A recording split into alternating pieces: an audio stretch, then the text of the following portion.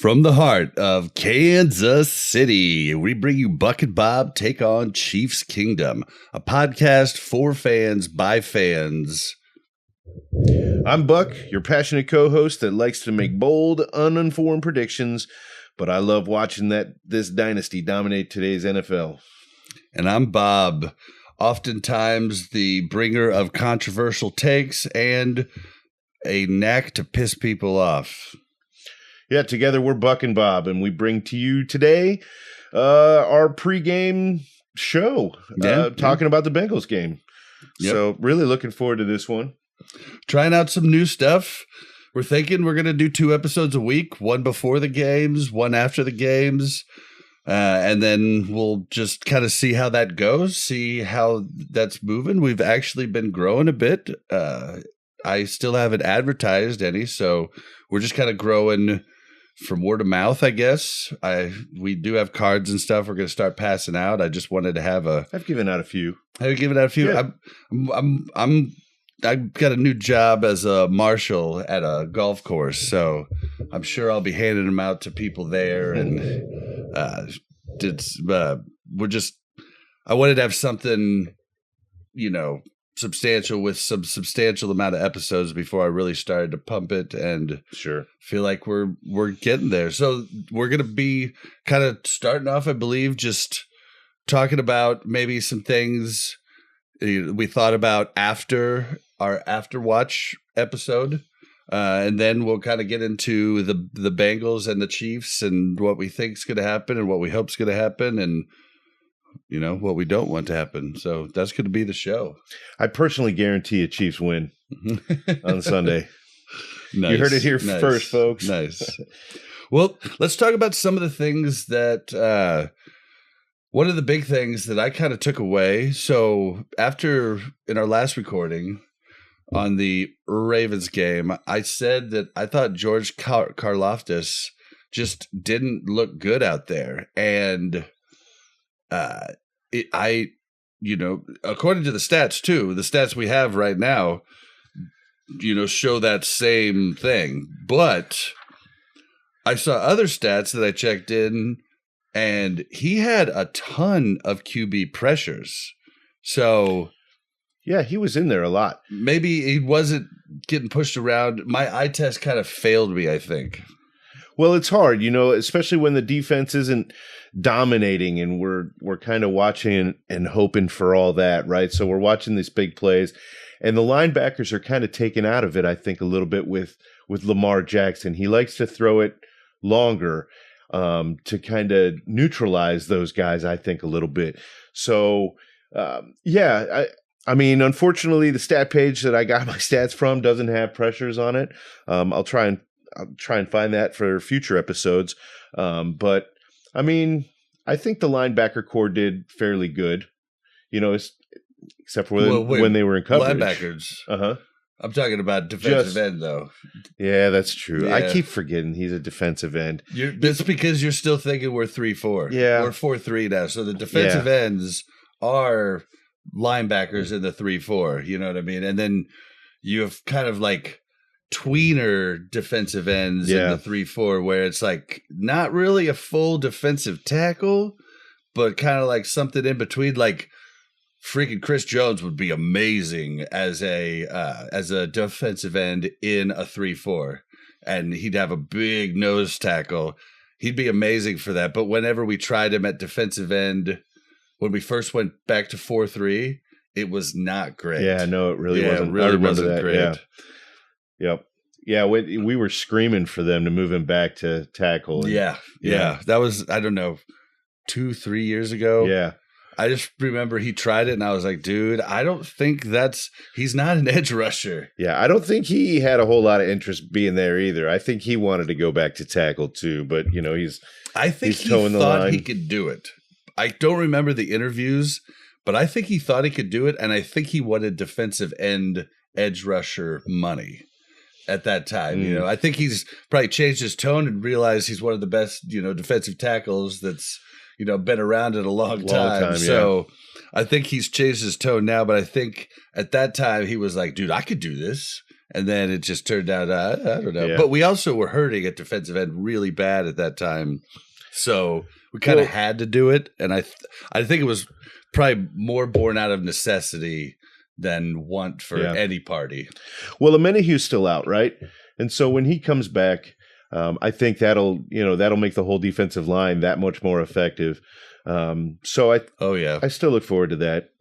Yep, same. And then so I kind of feel like I failed the eye test on George Karlaftis, and I feel maybe I was a little bit too hard on the defensive line. I did look into it. Baltimore has a great offensive line. I didn't realize how good they were at the start, and Lamar Jackson is extremely hard to take down. I think the Chiefs play any other team that same game or any other quarterback, same team, any other quarterback.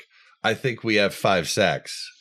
Oh, yeah. It's a whole different game with any other quarterback. And Lamar just has that, slippery gene, that Mike Vick special. I know they're not the same runners. I know they're not. But elusiveness wise, hard to tackle wise, he's in the same ballpark. And there's just no other. Patrick Mahomes isn't that guy at all. Right. So I'm not really worried about too many of the other matchups, because that's our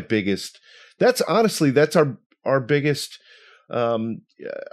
hole is sneaky quarterbacks. And since there's only really one that I really worry about, I think the rest is smooth sailing. Now, I do think we'll see them in the playoffs, and it'll be a different team that we see.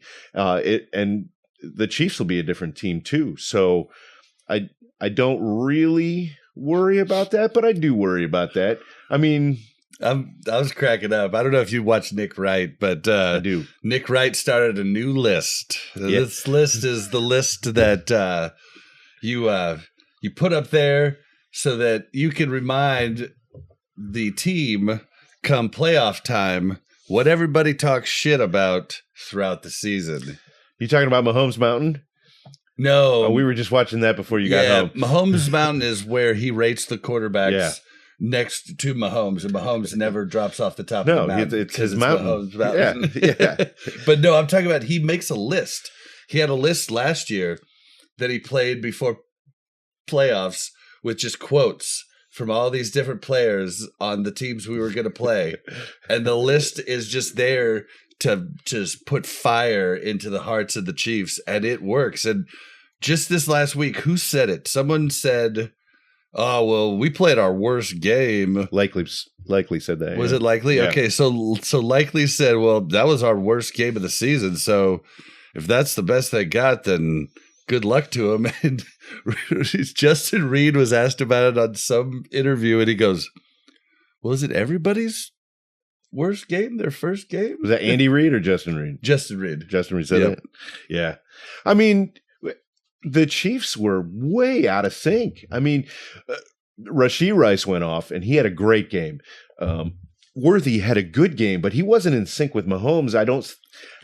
Kelsey didn't even look in sync with Mahomes, to be honest. I don't know that you should be expecting a whole lot of stuff to Worthy, especially when Hollywood gets back. Yeah. Worthy I feel he's going to be more like a big play guy, and when you do see him, it's going to be a big play. But I don't know, Rashee Rice is really coming into his own and looking like him and Mahomes are developing a Peyton Manning, Marvin Harrison type of, Marvin was a possession guy. Rice is a possession guy, and he's really improving on his yards after catch, which is exciting because he didn't have much yards after catch last year. I just always remember him catching it and going down, and I could be wrong on it. At least he was catching it. I think you shouldn't expect Worthy to be getting a ton of targets every game, but he is going to get a ton of running time just spreading the field. And when him and Hollywood are both in, the field's going to be really spread. I think you're just going to see a lot more of the tight ends and Rice. And so I think Rice is going to eat a good lunch because he's got some good caterers, on the outsides. I think we're going to see Hollywood this week. Andy Reid was asked about it specifically, of course, and he kind of skirted it, but it sounded like things are going well. So I'm optimistic, but I'm optimistically thinking I will see him. Well, they guessed 4 to 6 weeks, and it has been 4, I think. Well, it's been more than 4 because he got hurt the very first preseason game. There was 3 games. It was early August. Yeah, so there's 2 more games after that. Then they had the whole week off. So it's been 4 to 5 weeks. It's either been 4 or 5 weeks. I think by the time we get to the game, it's been 5 weeks. Yeah. Yeah, well, I really hope to see him. I think that'll change a whole lot. But I also think that, like I said in the first episode, I think it's going to take a couple of weeks for our receivers to really get in sync with Mahomes. And I think we'll see them start to make progress this week. And I think we'll see Hollywood looking rusty. He's got a lot of time away from Mahomes, and they haven't played any real games together yet. I've got Hollywood on my fantasy team. I won't be playing him this week. Yeah, smart move. But yeah, so I think you're right. But I think we have a lot to see from Worthy, but I just don't see him as, going to be that guy you're going to constantly. I see that as Rashee Rice. But yeah, so anything else that you kind of took away from the game that you didn't get to talk about last episode, the Ravens game? No, it was just fun to see them in a real game again. I mean, it's like, I feel like the Super Bowl was 3 years ago, and we go like all this time without football, and this kind of helped, because we started doing this together, and so it's all that really did is help me focus on what I was really missing. So that was, so awesome. And also, I have never, ever cared about the preseason, and I watched the preseason like they were like real games this time around. So it's improved my enjoyment across the board, and I think it's just going to keep getting better and better. I mean, really, the first time I really started to truly, truly enjoy football was when I started the Madden League, and I started that way, way back in freaking 2002. No, because I had come back from Los Angeles. Maybe 2003? In 2005. It would have been like 2000. No, it was before I went to Los Angeles. Because we took a year off when I was in Los Angeles. You bought me that game for my Xbox so we could play while you were out of town. I started the league the year the original Xbox came out. And then that's when I started to really understand how defenses worked, how everything worked, like 3-4 versus 4-3 versus nickel dime sets inside of those base sets. And that's when I really started to enjoy the game. And now I'm starting to enjoy, I think I'm going to start watching college ball, because like I'm enjoying figuring out like who's going to get the next stuff. So, and I've never been really into college ball because I went to KU, and they really have very rarely been good at football. Yeah. They're pretty good now, so that's cool. Well, they did drop out of the top 25, though. They did. I know. Yeah, lost by just a couple of Illinois. That was a bummer. But yeah, so yeah. Oh, and the one thing I did want to mention before we move on from the Ravens is last episode I had a note written down that said B needs to learn the playbook. And we kept looking for a B name on the Chiefs. I'm like, who was I talking about? I was talking about Baltimore. Yeah, he texted me a couple of nights ago. Like, it was like 12:30 in the morning. He's like, B was Baltimore. Baltimore needed to learn the playbook. How many times did they line up with the wrong formation? I was just like, thank you for the gifts. Well, hopefully we can get another note like this. This time it'll mean the Bengals. B needs to learn the playbook. So yeah, let's talk about the Bengals. Yeah, let's do it. So Joe Burrow had a shaky start, right? He had a poor game, poor performance. Jamar Chase too. Jamar Chase did no play. T. Higgins, and T. Higgins is doubtful for this game as well. I also heard, listening to some radio talk shows this week, they're both not happy with the team, and I believe their contracts.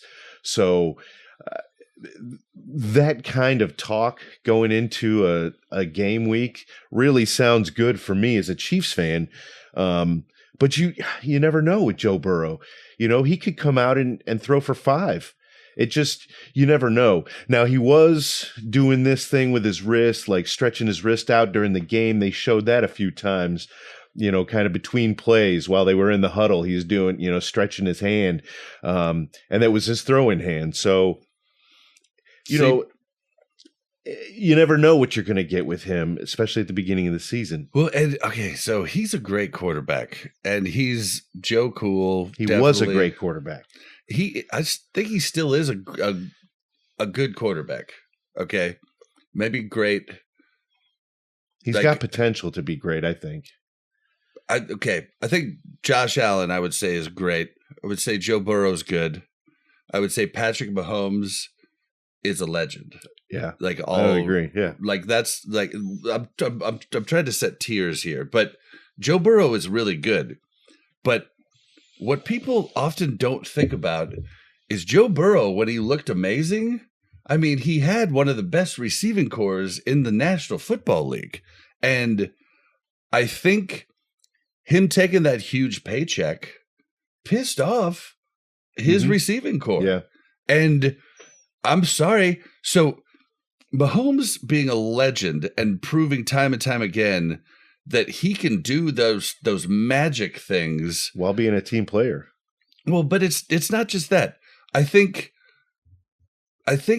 him being able to do that magic makes people okay with him getting the ginormous paycheck. But I think this is a problem not just for the Bengals, but across the NFL with people like, are you freaking kidding me? Why is this quarterback getting paid so much? And I'm not, and I'm the one making this quarterback look, we as a receiving core are making this quarterback look amazing, or offensive line, or whatever, right? There's very few people that I could say could pull out the game win on their own. And that's a Josh Allen. Mm-hmm. That's honestly a Lamar Jackson. And it's sometimes for both of them, more so for Josh, the arm. But also Josh can run, and he runs like a truck. Yeah. But Lamar Jackson being able to run, he could take games into his own hands in a lot of situations.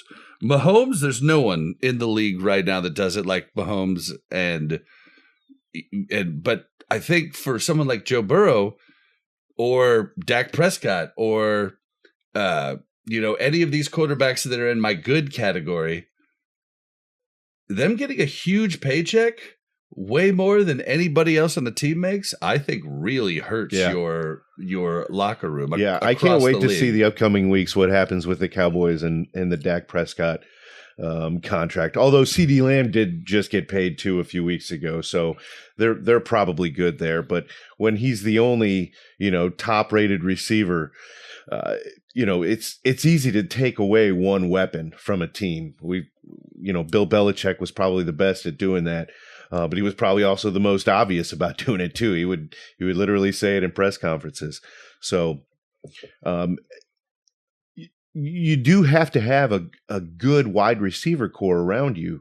And I think that the Chiefs, what they focus on is we don't have like big, I guess Hollywood is probably considered a big time receiver, but Worthy is young. He's a rookie. Rashee Rice. You don't think so? I don't know. He still hasn't proven that yet. He still hasn't proven a superstar. I think that he is widely considered as a top wide receiver in the league. Maybe he hasn't proven top it to 20, you. Maybe. Top 20? That's a lot. I mean, there's a lot of receivers. I'm spitballing. I don't know that. Right. But I think he considers himself that, and I think the Chiefs consider him that. I don't think anybody in the league would consider him eligible to go talk to the Chiefs about Mahomes type money. So I think that their strategy there is to keep the receiver room. Well, none of the receivers get any quarterback type of money. No, but when they get the big contracts, none of these guys. Did CeeDee Lamb get? He got a big contract, but is it $40 million a year? I don't know. I don't pay attention to the numbers because it's all silly. Dak just got $60 million a year and became the highest paid. I'm just trying to think. I don't know what the receivers get. I feel like Tyreek only got like $25 million a year, so it sounds wrong for me to say $40 billion. You see the discrepancy, though. Sure, yeah, and they deserve it. I mean, the quarterback is the team. Well, you got to have kind of. The quarterback is the team for some teams, like Baltimore,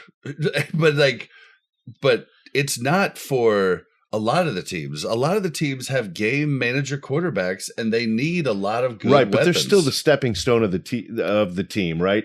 Like you're going to win or lose by the quarterback. Guys like Alex Smith, they're not going to go out there and win a championship for you, but they're going to manage the game and manage the season, right?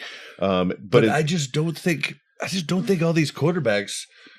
I don't think each quarterback signing should be the next highest paid quarterback in the NFL. I think that's gotten absurd. Yeah. I think you look at Mahomes and you say, Mahomes makes this. We'll pay you this. Yeah. And Mahomes should be the cap right now because the owners really, really need to get behind each other and be like, guys, stop overpaying people. Because it's hurting the whole game. And they're even thinking about changing a rule. It's been talked about for a couple years now, but they're even thinking about changing a rule where they take out, they have a separate cap for quarterbacks. So that's interesting. Yeah. I mean, but maybe they need to do that because I think it's causing a problem across the league. And I'm sorry, nobody deserves to be paid more than Mahomes. And all you guys are doing is just stepping stone and getting yourself worse quarterbacks. It's similar to what was going on before. Sorry, we just started the microwave in the house. So hopefully that's not too annoying. I'm sure it's very annoying. But here, we're going to pause. And we're going to bring you right back after the annoying microwave is done. Break! And we're back. So, yeah, we were talking about the team compared to... We're back. As soon as we're back, the dog decides he's thirsty. Love you, Finn. You're a good part of the podcast. So we're talking about just the QBs... And it's just it's a bad look. I mean, it's a really bad look. I don't like the fact that teams have to sign their QBs before another QB signs. And honestly, you should be able to just put it up in stats and just be like, oh, no, I know the point I was going to go to. I was saying it's kind of like the problem we had back when we still had, there was no rookie salary cap. And I think to the last quarterback that was taken number 1 overall, was it Brady? Not Brady. Bradley started with a B and he went to, oh gosh, you guys can tell me in the comments. But it was it was the last quarterback to be able to get that crazy bonus, and he hurt that team for years to come because he sputtered out and he made a ton of money. And that's when they finally made it to where rookies had rookie contracts that had max prices. It wasn't Jacoby Brissett, was it? No, it was a white guy. Maybe it was not Sanchez, but maybe it was part Latino. I'm not. I swear it starts with a B, but I can't think of. That's the reason you can't remember him is because he didn't do shit. Yeah, and he was the last one when those rookie deals could still be just like put out, and it was horrible for everybody because the rookies didn't play, yada yada. They would hold out, and yeah, it was bad. And so I think we're getting to that point again to where we need to be like, guys, you need to understand that you don't just get paid the most the next time, but it's the players' union that's one of the biggest problems here. Yeah. And unfortunately, unions always start out doing good. And then over time, it gets a little crazy, and then they want more than you can give them, and then all of a sudden the business is hurting. So I mean, I like your idea that, I mean, the owners need to get together and all decide. But the problem with that is that'll never work. These guys are all rich. I mean, super, super rich, right? They're all used to getting their way through life. And it only takes one. You can have 31 owners all agree, all right, we're not going to pay anybody else more than X amount of dollars. And then Jerry Jones comes in and he's like, I will. I don't care what these people think of me. And that's going to happen. There's going to have to be rules set in place. Jerry Jones is one of the most important people in football. Okay. He's one of the most important people. Sure he is. But you know why, though? No, I don't know where you're going with this. It's a very niche thing. He's a freaking moron, but he is the JJ of the NFL. Oh yeah, and he is. And if you guys don't know that reference, it's an old friend of ours that would try to break every rule, try to weasel and manipulate every possible thing that he could to his advantage, and made games not fun. Yeah. But I believe, and I could be talking way out of my ass, this is really out of left field, just what I truly believe.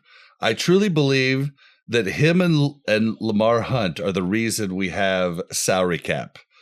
And I am totally talking out of my ass, but it would make sense. Lamar Hunt was in a small, a small region, way less earning power than the Dallas Cowboys. The Dallas Cowboys were buying everything under the sun, and they were basically the Yankees of the NFL. And Hunt, and I'm sure other, cool people got together and was like, we got to stop this guy. This is going to make the league just as bad as baseball. So let's do the cap. And the salary cap is the reason the NFL is so freaking good. Yeah. The reason that you can be like, oh, my team has a chance next year, regardless. Any team has a chance just because of the salary cap. And so, it's great not because the Raiders, though, because the last time that Dallas won a championship or even got past the first 2 rounds of the playoffs was before the salary cap. Yeah. Yeah. And so, I think they'll tweak the rules. I think they'll tweak the rules to try and make it more competitive. And make it less ridiculous. You're right. I mean, these contracts are just getting out of hand. They really are. Not everybody. You don't just get paid more than the next guy, than the last guy, just because you're the next guy. That is kind of what goes on in companies and stuff like that. But this isn't companies. This is the best athletes for football in the world. You do not judge them by, oh, you've been with us for a while, but, your production is about 30% of so-and-so over here, but we're going to go ahead and pay you the same because, that seems just seems fair. You know what I mean? It just seems, maybe they should take agents out of it. The agents are driving those numbers for sure. Man, I would not want some of the agents that different. We're getting off on that tangent though. Yeah. Let's get back to the Bengals game. But that's what this podcast is going to be. This podcast is going to be tangents guys and talking stuff. Football. I mean, you guys can get all the stats and blah blah blah you want from any place else. This is where we just kind of really get real. Yep, absolutely. So, talking about the Bengals, what some of the things that I'm expecting or I'm hoping to see, Carson Steele really was almost an afterthought in the Ravens game. He had a couple of runs. He wasn't bad. He just really wasn't out on the field much. And he had 2 carries. What scares me is, P. Ryan, I think he's going to be good. I think he's going to be real good. Yep. And I think that's going to make it harder for Steele to see the field. He'll still be doing kickoff returns, and he got one. I think P. Ryan coming to the team, I think Steele is in a perfect storm. I think, yes, if you want him to get more touches, that's kind of out the window now with P. Ryan. But P. Ryan and him are very similar in size, style, everything. I think him coming there, as long as he's and what it sounds like is he's got that, Kansas City Chiefs, Midwest, want to help and, type of mentality. And I think the guys that he's going to make Steele better, because I don't think we keep P. Ryan next year. I don't think that happens. But anything, just think about Patrick Mahomes with Alex Smith. And Mahomes says it all the time. He would not be the quarterback that he is today if he didn't have that year behind Alex Smith. Sure, yeah. But then you also have to see injuries. Every little bit that he gets to watch and take in as he's going, I think I think it could just really propel him into greatness in the years to come. Yeah, and I'm not too worried about his roster spot, because he is definitely a starter on the kickoff returns. And I mean, they do love him. He's such a fun guy, and he runs like a freaking horse.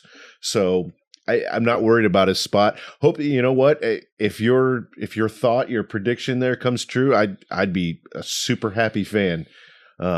I think he could learn a lot from P. Ryan, especially coming out of the backfield for catches and stuff. I think even Pacheco could be learning a lot from him too. Sure, yeah, absolutely. Speaking of running backs, though, so Clyde is still on the depth chart, but I don't think he even shows up on the stats. Did he even show up on the field? He didn't suit up. Oh, he didn't. Okay. No, he didn't. I'm pretty sure he didn't suit up, and I think he is actually on the inactive list for his PTSD. And I think honestly they're just trying to give him a good way out, because he might have had a spot, but when P. Ryan came back, I don't see him. That was an odd roster move. Yeah. It really was for the way our running back room was developing and looking. It really kind of looked like they were good there, and then they picked up P. Ryan. So it was an odd thing. So yeah, maybe you're right. Maybe Clyde is just silently moving on. Yeah, because who did we got? Pacheco, P. Ryan, Steele, and Edwards-Helaire, and that's it? That's it, yeah. Okay, so yeah. I mean, Edwards-Helaire, I think I don't think, unless somebody offers a trade for him, I don't think we're going to be dropping him unless we pick up something else. I think he showed enough last year to get traded. I mean, I'm sure there are teams looking for a backup. You know what I mean? And I think he's a starter on a lot of teams. Well, if we can get something for him, 6th, 7th round pick, if they were amazing, 5. What's going on? Hey, break here. Mel. She didn't even know. Sorry, guys. I actually have to just go. It's all right. While you're gone, I did want to kind of mention, I don't know if you noticed, but Kadarius Toney was picked up by the Browns this week. Oh, yes. They just can't get out of their own way. Well, shit. That clears up some room on the cap, right? I don't know how that works, but that would be cool. Well, because he cleared waivers. Mm-hmm. So, yeah, I think that means that we're no longer. I don't know. Guys, tell us in the comments. Let us know. Okay, so, yeah, so I was talking about it in the preseason. I wanted to get rid of him. At this point, I don't, though. Like, I want to keep him for injury. Clyde? Yeah. Yeah, no, I'm all right. I'm all right with him being there. Unless we do get something substantial offered, and then we could maybe, pull somebody up from the practice squad or grab something else. But I think keeping him now, I mean, he has Super Bowl experience. He has, he has a lot of things. So I just think he's the fourth best running back on the team right now, and I'm giving Steele a little bit of a boost there. But I'm just saying, I never really liked Clyde Edwards-Helaire. I mean, I was excited about him coming onto the team, and then I was not excited about him. I gave him more chances the next year and the year after that, and I still don't think he. See, I really liked his performance last year after Pacheco kind of showed his true colors and how he was going to run. I think Clyde really kind of took notice of that, and I think he ran harder last year. I was actually fairly impressed with his performance last year. So I think we can get something out of him. But if I believe last year was his last year on his rookie contract, though, and he really wanted to. Oh, I'm sure. Get something else, but it was too late because he's on a vet min deal. He's on a vet minimum deal. So that tells you right there that no other team, was going to be taking him. Yeah. But he is an easy trade for if there's any injuries that happen early on in the season before the trade deadline, then he is somebody who could possibly see some trade action. So I'm down with that, but I'd rather just keep him for now. I don't think he's bad. I'd much rather keep him. I just think he's very average. Because I think what happens is if he's not here, if he does get traded away, and then it becomes a situation with an injury, they're going to pull somebody up from the practice squad potentially. And I think Clyde. What happened to Prince? Deneric Prince. I think he got picked up off waivers. Maybe. Yeah, I think he did. But still, with his performance in the preseason, I think Clyde is a decidedly better running back. So I'd much rather keep Clyde for those purposes. If he's our backup, I'm comfortable with that. Well, what else did you want to see? We kind of touched on Hollywood potentially playing this week. So just to kind of get technical, because I looked it up, he's got a sternoclavicular dislocation in his left shoulder. And Andy Reid was quoted as saying, "He's getting close. I know he's feeling better. We just got to see where it goes from here. They've been doing these periodic tests on him and making sure that he's headed in the right direction and scans and all that." So it looks like it's heading in the right direction. Now we just have to see where it goes from here. It's very vague. It's the same injury that Tyreek Hill had either the last year he was with us or the year prior. And he got it in the preseason the same time. I believe he came back week 2 or 3. And you see, like, he's still an amazing player. So I wouldn't worry about it being like a career-ending type of thing. It was scary because it is a life-threatening type of injury because your like collarbone could have went into like an artery in the neck. Yeah, I don't know if it's the bones, some bone in here, in like the front of your shoulder. It's around the collarbone. Yeah. Well, I mean, I'd love to see him out there. I really would. But as a fan of this team three-peating, I'd almost rather let them, because I don't think we're going to have a big problem with the Bengals.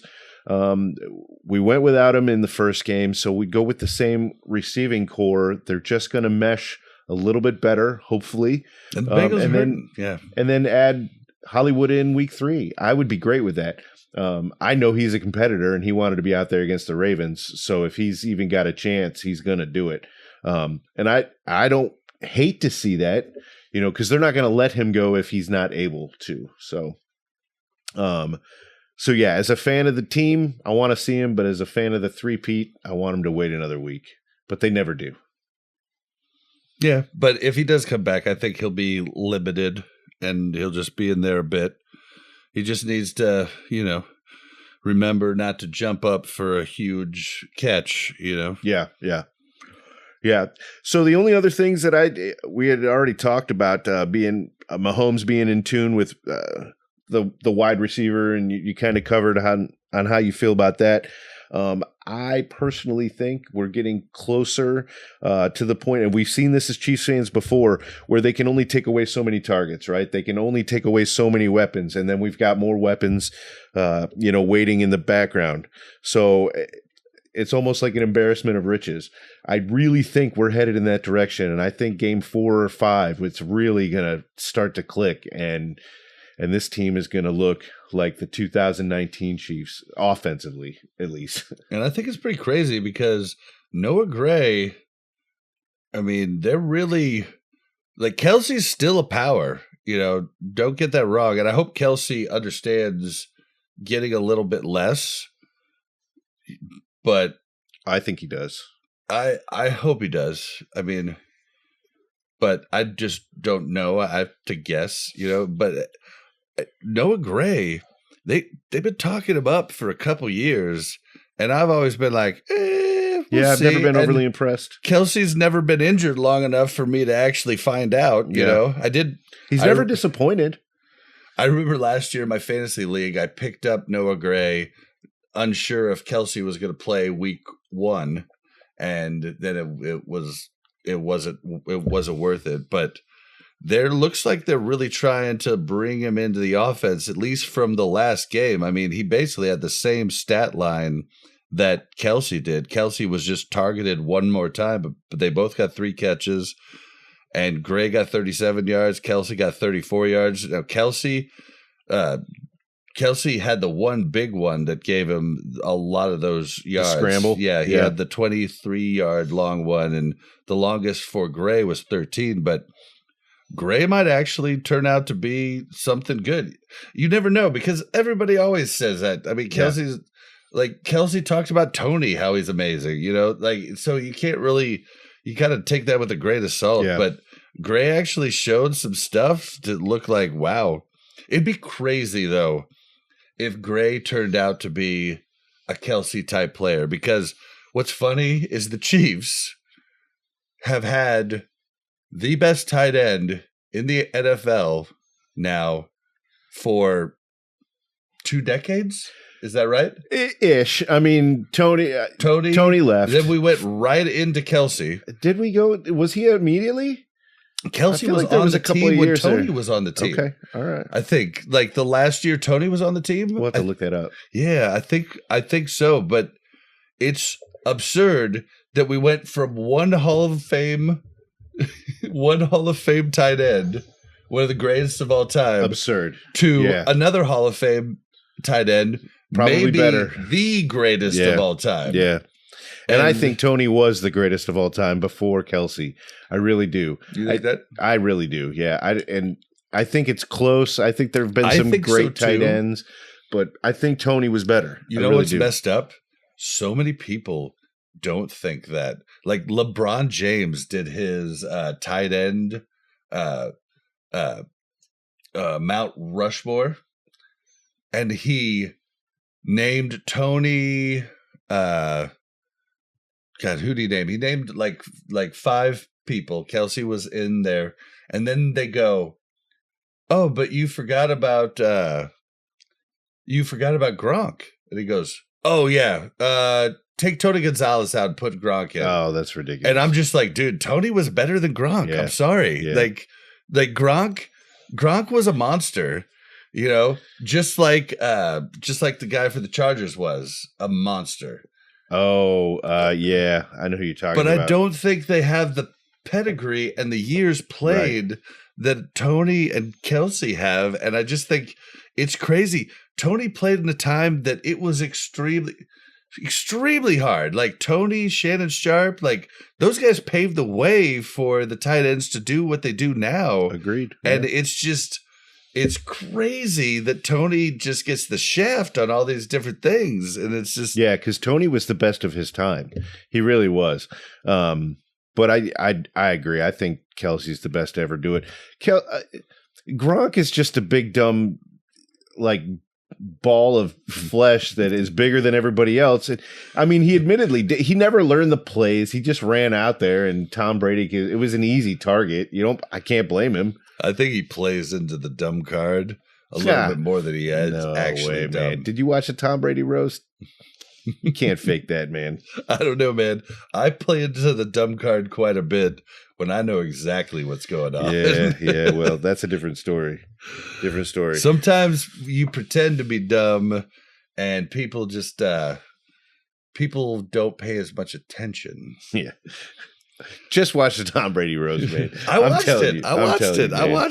I don't. I saw a lot of people cracking on him. If he's playing, then I. But I either applaud way, him. though, who was the freaking guy for Antonio Gates? Antonio Gates. Antonio Gates. I would say he's close to Tony, but he didn't do it for as long. So. Really? Yeah.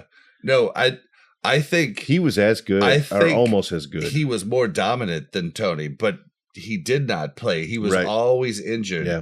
I mean, I can't even think of I'm not even sure he ever played an entire season, the entire set of games. And that was the biggest problem with him. I mean, it's basically the problem with Tony. Tony could be great. Dude's just never on the field. Yeah.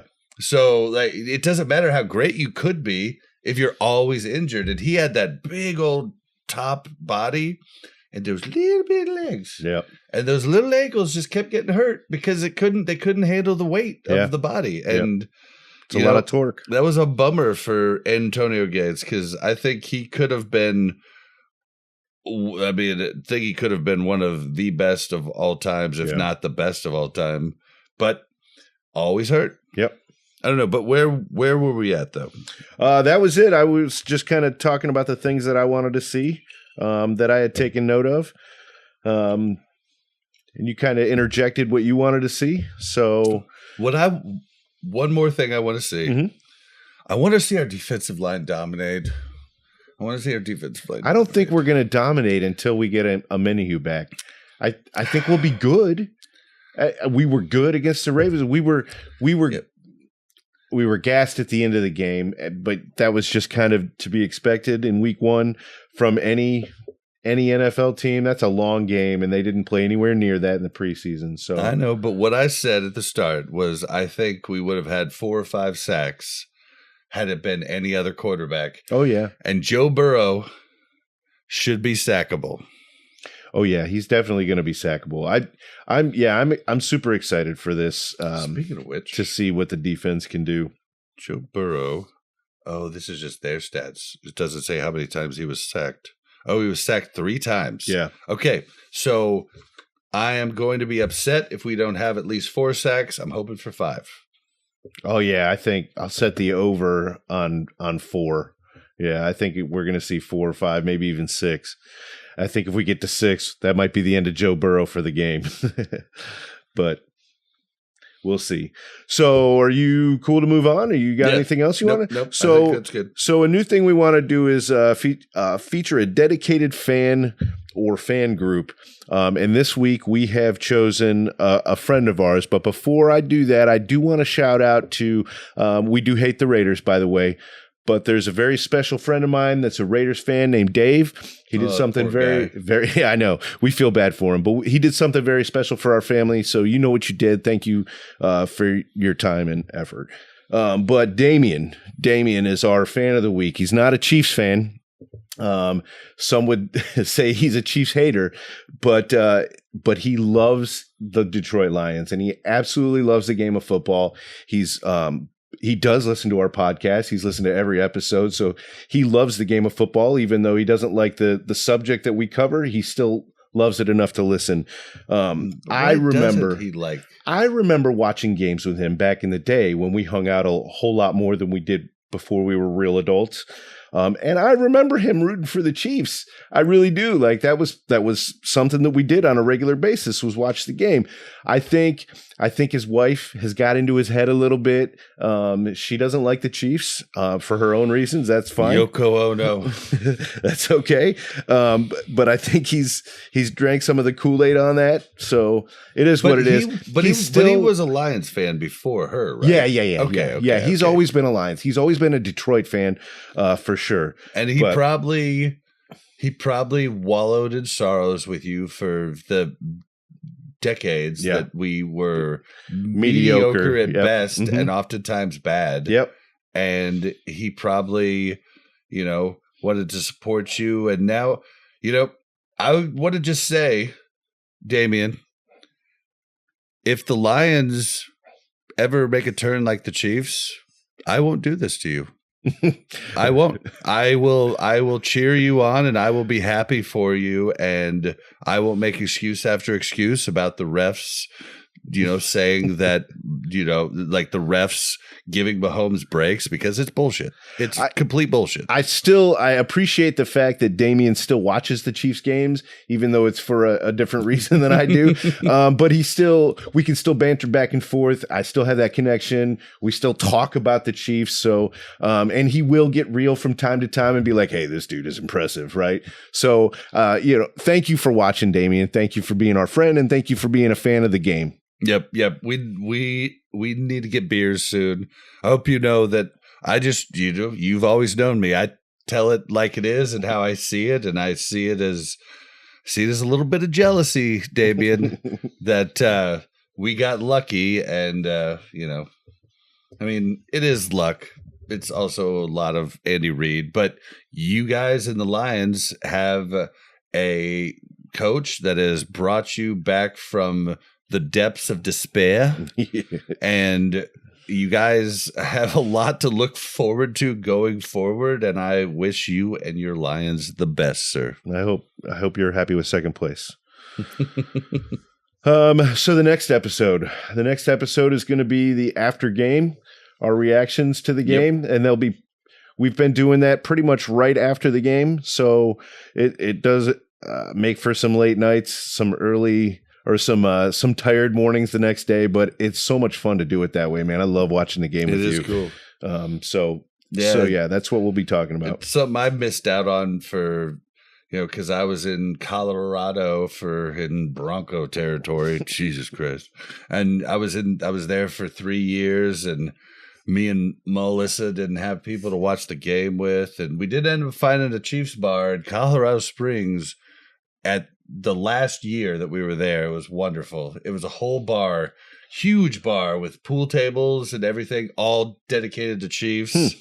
Yeah, it was, there's Chiefs bars in every place, actually. When we went to TwitchCon 2 years ago, we actually went so we looked up because we were going to be there Sunday. We were like, well, we need to watch the game there. Let's find a Chiefs bar. We found the Chiefs bar in San Diego, and it's literally across the street from the convention center, and it's the same bar that they shot the Top Gun Great Balls of Fire scene. Oh, no kidding. Goodness gracious, Great Balls of Fire. I hope they've remodeled since then. I have a picture of me playing the piano and doing the goose up in the air thing. And it's and the whole it's an old bar. Like everything else around it's new, and it's just been kept there because it's part of Top Gun, right? But the owners that bought it like 15 years ago are huge Chiefs fans from the KC metro area, and they turned the whole back room into just a Chiefs place. And it's got a big old TV, and everybody just watches the game there. And that was really cool. But there's places like that everywhere. The one in Colorado Springs is, if anybody here lives there and goes to that bar, you know what I'm talking about. It's a fun time. But it's been great to actually watch games with you again. We used to, when I was younger, I had the party house and everybody would come. I'd grill brats for everybody while we watched the games, and I've missed that. And it's been, we don't have everybody, but it's been really neat to We're get grilling the some of that brats back. again and the mustard salad, the mustard potato salad. Yeah, it's been fun. So I'm really looking forward to this season. So yep, and maybe if the podcast ever gets bigger, maybe we'll do a watch party. We'll have to look into the rules of streaming and stuff, but we also, we plan to possibly stream this show live at some point, probably for the midweek ones, because we're probably going to go to a streaming format instead of all here, because this is awesome being able to podcast in the same room, but it is a lot of extra work because I have to pull the video from something separate, pull the audio from something separate, put it all together. It's a lot, but it is really cool to be able to podcast in the same room. I've only been able to do it on my other podcasts at conventions and stuff, and so it's been a really neat thing. We're hoping you guys are going to start to enjoy it, and that's all I got. Sweet, that's all I got. So where can they find you, Bob? You can find me on Twitter at Blazin_Bob. That's BLAZZIN_BOB. Where can they find you? I'm always on Facebook, but you can also find me on Twitter. It's at Buck_Tastic, BUK_TASTIK. And you can find us all over the place. Facebook, Instagram, Twitter, iTunes, Spotify, YouTube, and you just have to search BuknBob,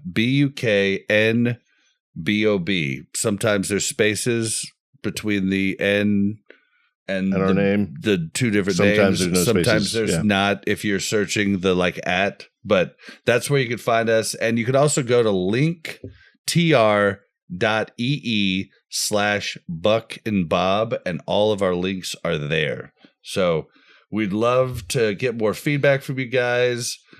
We just started making thumbnails on the YouTube, so thank you, Mel. Yeah, we're growing there. So I think we got some going, and I'm excited.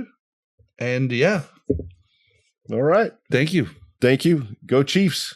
Chiefs. Go BuknBob. Chiefs.